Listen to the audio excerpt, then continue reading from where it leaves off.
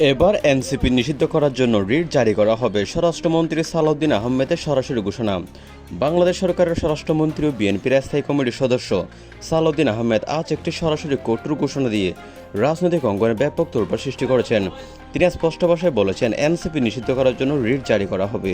সালাউদ্দিন আহমেদ বলেন, সমন্বয়কদের দল জাতীয় নাগরিক পার্টি এনসিপি দেশের স্থিতিশীলতা নষ্ট করেছে, সংসদে অরাজকতা ছড়াচ্ছে এবং রাষ্ট্রপতি যখন ভাষণ দিয়েছে তারা ওয়াকআউট করেছে, জনগণের শান্তি বিঘ্নিত করেছে। তাই এনসিপিকে নিষিদ্ধ করার জন্য আমরা রিট জারি করার সিদ্ধান্ত নিয়েছি। খুব শীঘ্রই রিট দায়ের করা হবে এবং এনসিপির রাজনৈতিক অস্তিত্ব বাতিল করা হতে পারে।